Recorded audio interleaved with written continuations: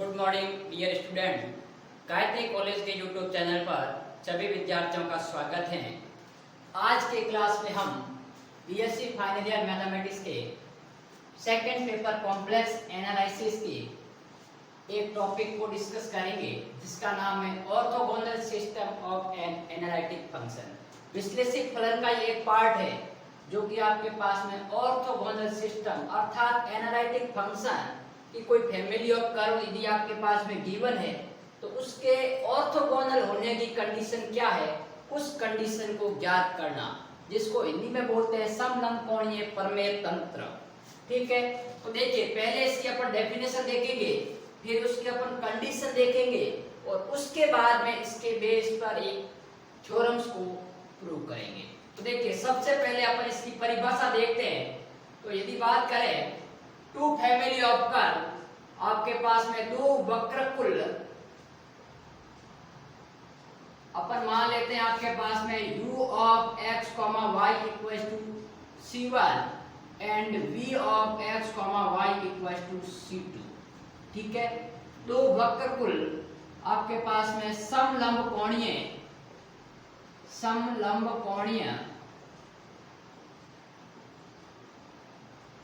प्रमेय तंत्र बनाते हैं या कहलाते हैं यदि वे, अर्थात दो जो आपके पास में कर्व दे रखे हैं, यदि वे एक दूसरे को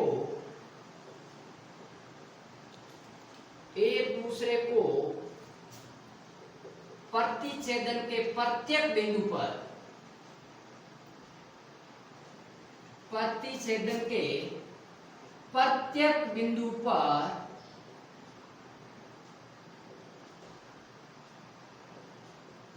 90 डिग्री अर्थात समकोण पर प्रतिच्छेदित करते हैं।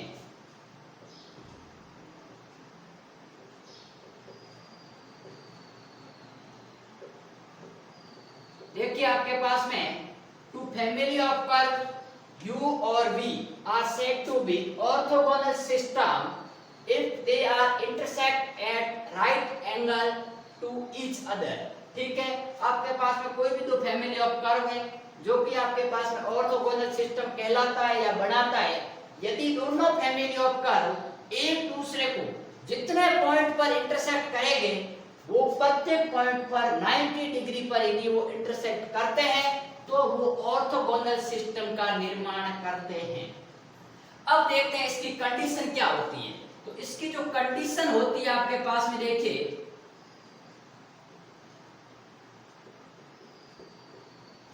वो आपके पास में कुछ इस प्रकार होती है, del u upon del x into del v upon del x plus del u upon del y into del v upon del y equal to 0।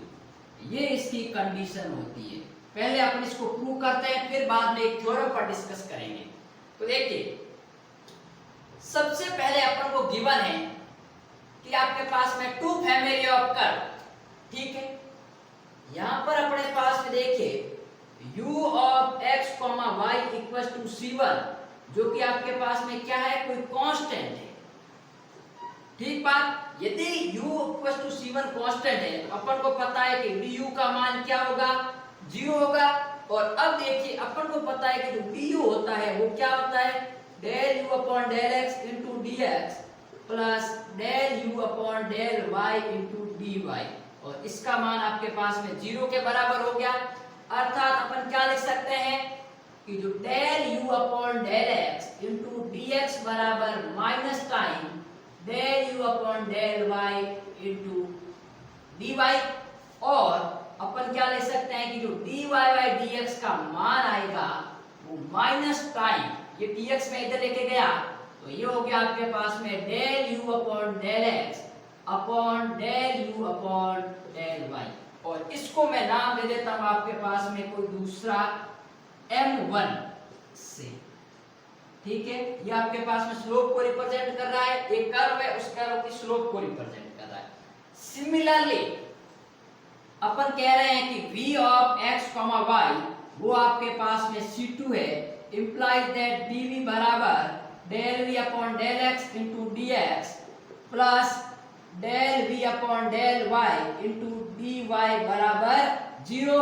तो अपन ये कह सकते हैं कि यहाँ से आपके पास में del v upon del x, जो dx का मान आएगा वो माइनस का del v upon del y into dy आएगा, या फिर अपन ये कह सकते हैं कि जो dy बाई dx आएगा वो आपके पास है minus time del v upon del x upon del v upon del y। और इसको मैं कोई नया आपके पास में स्लोप दे देता हूं, मान लीजिए m2 है। अब देखिए अपन डेफिनेशन के ऊपर जाते हैं कि दो वक्रकुल ऑर्थोगोनल सिस्टम बनाते हैं यदि वो एक दूसरे को 90 डिग्री पर कट करते हैं। अब अपन जानते हैं कि यदि कोई दो कर्व या दो रेखाएं एक दूसरे को 90 डिग्री पर कट करती है तो उनके दोनों के जो स्लोप का मल्टीप्लाई होता है वो -1 होता है। यहां पर लिख लेता हूं मैं, now the two family of curve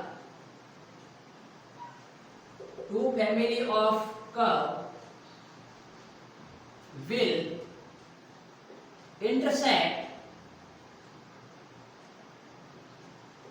orthogonally if क्या कंडीशन होगी कि जो आपके पास में m1 और m2 है उसका मान -1 होता है। ये अपन जानते हैं कि यदि कोई दो वक्र एक दूसरे को 90 डिग्री पर काटते हैं तो उनकी दोनों स्लोप का जो मल्टीप्लाई होता है वो -1 होता है। अब मेरी बात सुनिए, ये आपके पास में क्या है, एक m1 है, तो इसको अपन इसके अनुसार देखा जाए तो देखिए माइनस का del u upon del x upon del u upon del y, ठीक बात, इनटू ये आपके पास है माइनस का del v upon del x upon del v upon del y equals to -1, ठीक बात। माइनस से माइनस प्लस हो गया।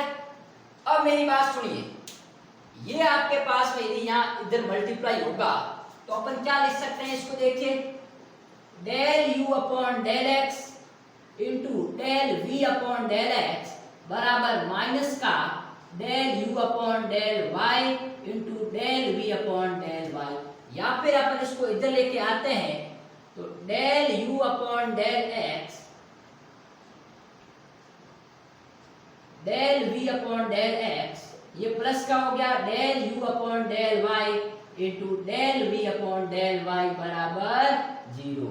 ये आपके पास में इस ऑर्थोगोनल सिस्टम की कंडीशन आ गई जो कि अपन को प्रूफ करनी थी। मैंने अभी कहा था इसकी जो कंडीशन होती है ये होती है, तो ये अपन ने प्रूफ कर लिया कि ऑर्थोगोनल सिस्टम के लिए आपके पास में जो del u upon del x into del v upon del x plus del u upon del y into del v upon del y का मान एडिशन के रूप में 0 होता है। तो ये तो थी इसकी कंडीशन। अब अपन क्या करेंगे कि एक थ्योरम्स देखेंगे एनालिटिक फंक्शन के ऊपर जो कि ऑर्थोगोनल सिस्टम को कंटेन करती है। तो देखिए पहले अपन थ्योरम का स्टेटमेंट देखते हैं कि थ्योरम क्या कहती है।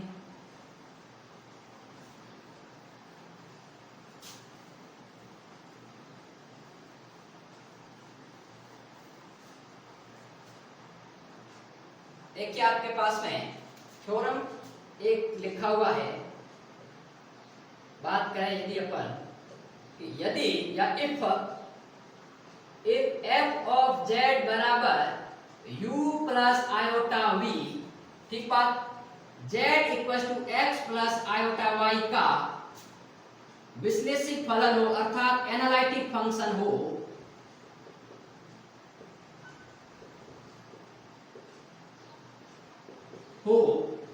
तो वक्र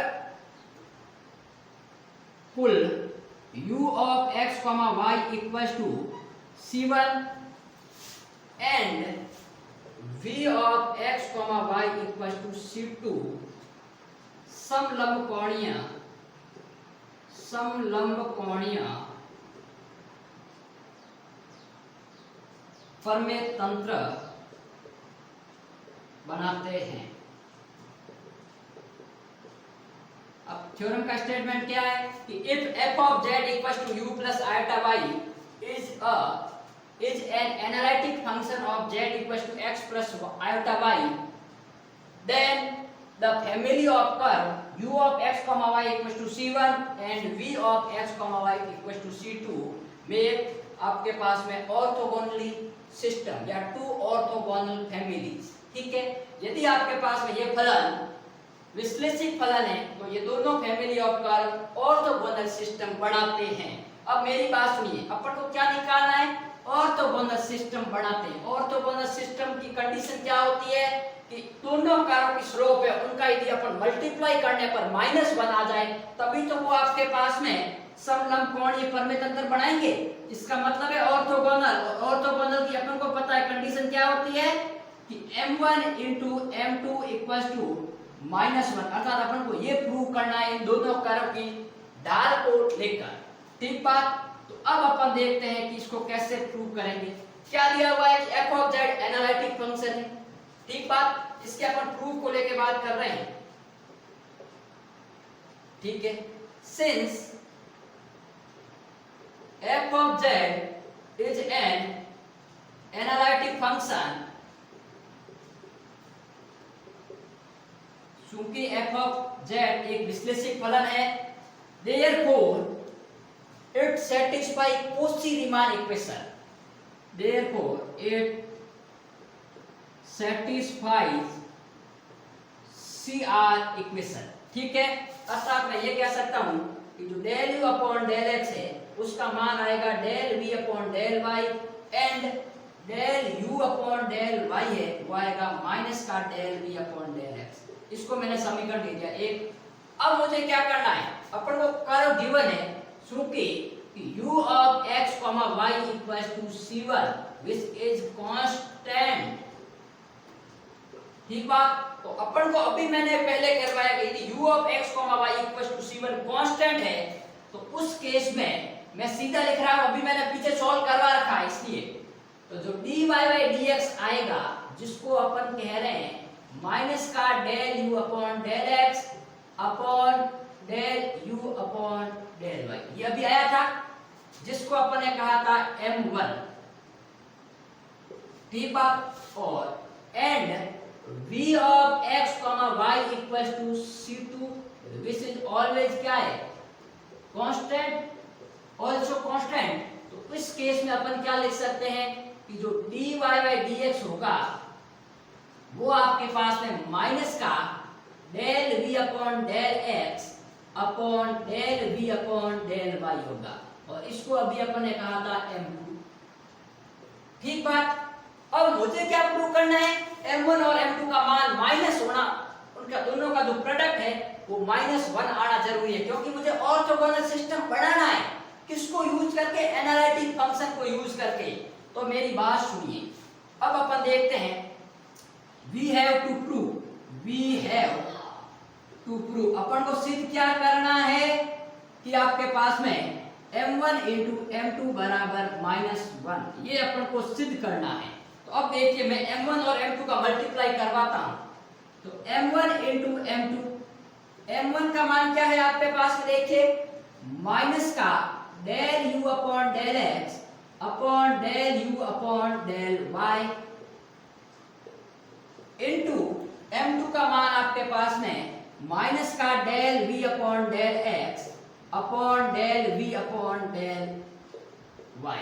ठीक बात। अब मेरी बात सुनिए, अपने कहा है इसका मान -1 आना चाहिए लेकिन ये u का फंक्शन है ये v का। लेकिन एक बात बताइए, विश्लेषिक फलन है अर्थात विश्लेषिक है तो वो कौशी-रीमान समीकरण को सेटिस्फाई करेगा, अर्थात u और v में रिलेशन है अपने पास में। तो मैं इक्वेशन 1 को यहाँ यूज करता हूँ। तो या तो आप टोटली इसको v में कन्वर्ट कर लो या फिर u में कन्वर्ट कर लो।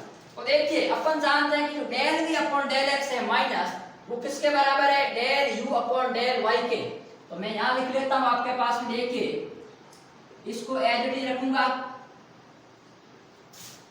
Upon del u upon del y और इसकी जगह मैं लिख लेता हूँ minus del v upon del x की जगह del u upon del y और del v upon del y की जगह del u upon del x।